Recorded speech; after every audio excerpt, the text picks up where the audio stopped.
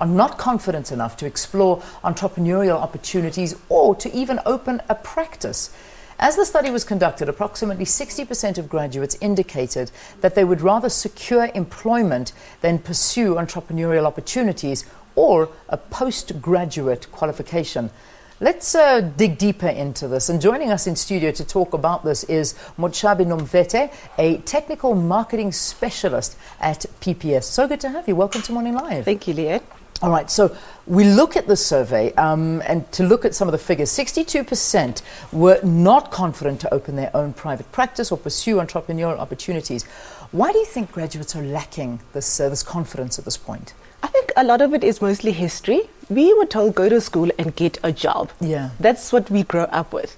So people have not been taught from a young age that there's other opportunities besides working for someone. The ultimate is you go to work, you go to school, you get a job, you work for someone, and you retire there. What we need to realize, or what our students especially need to realize now, is that has to change and has to change very fast. And it isn't really just up to them. It's also, like I say, parents, how we speak to our kids. The message we send across to them is look at other opportunities. Don't limit yourself to working for someone. And I think what is lacking more importantly is what are we teaching kids in school and especially in tertiary? Yeah. We are not teaching people to start their own businesses. We're not teaching them business skills. We more focus on, yes, we need lawyers, yes, we need doctors, we need engineers.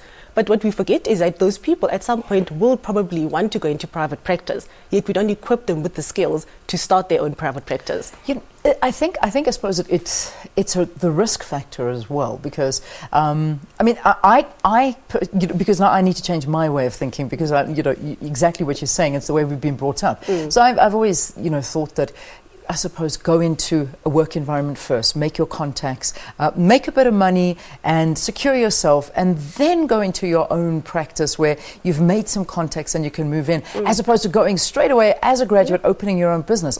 Is that not the right way of thinking? Remember, entrepreneurship is about taking risks. I think if you were to Google or look up the word entrepreneurship, the first thing that comes up is taking risks. Be willing to take those risks that the rest of us are probably too scared to. So the mindset has to change too. Instead of just looking for security, because what is security as well?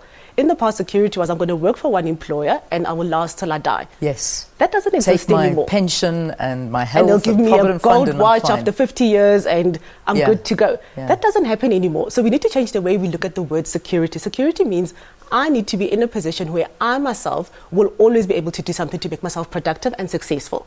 So just changing that mindset already is success is no longer being in an office, in a big office block. Success is me in my little one-man shop, doing something and doing something good, having something to look forward to every day, trying different things, taking the risk, the fear factor. But I think also society is so hard on failure. Yeah. People are thinking, sure, I have these great ideas, but I'm too scared to even tell anybody because they might laugh at me, they might laugh it off, they might think I'm stupid, they might think I've lost my mind. Whereas society should be encouraging that, you know what, if you fail, so what?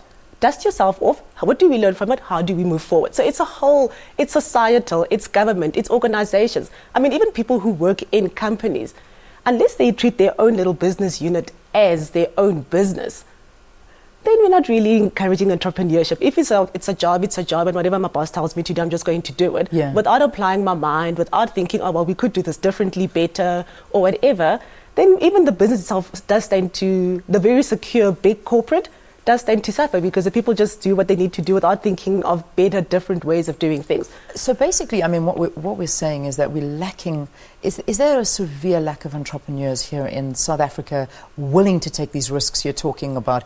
And do we want to see more tertiary institutions, as you said in your first answer, encouraging this, teaching these learners to go out there, how to do it, how to open your own business, and I suppose how to be a successful entrepreneur? Most definitely. Like I said, I mean, if you look at why I speak about doctors and engineers, so that's our PPS's target market. But what we forget is, yes, this person might be a brilliant doctor, but do they want to work in a government hospital for all their lives? No. So the question is, when they do leave Baragwan North Hospital, for example, do they now go into private practice on a little small town at home where they grew up, a one-man show? Do they go into a partnership at more of the bigger clinics, like your Mediclinics or something like that? Those are all business decisions that they need to make. Yes, they're brilliant medical doctors, and yes, they can help cure a nation. But are they good businessmen? Exactly. You know, did you go into a partnership? When you open up a business, is it a partnership? Is it a sole proprietorship? All those are business decisions that somebody needs to teach them. Succession planning. So you're saying, fine, now I've got my practice, it's running, it's good. Do I employ more people? Don't I employ more people? When I now retire from this, what do I do with my business? Do I sell it? Do I give it to my kids? How do I do it? If I give it to my kids, are they equipped to take over the business? All of that is business. All of that is business skills that we take for granted, or we think they happen naturally. They don't happen naturally. And that's why I'm a firm believer that whatever field you're studying, there has to be an element of entrepreneurship. Schools have to teach that.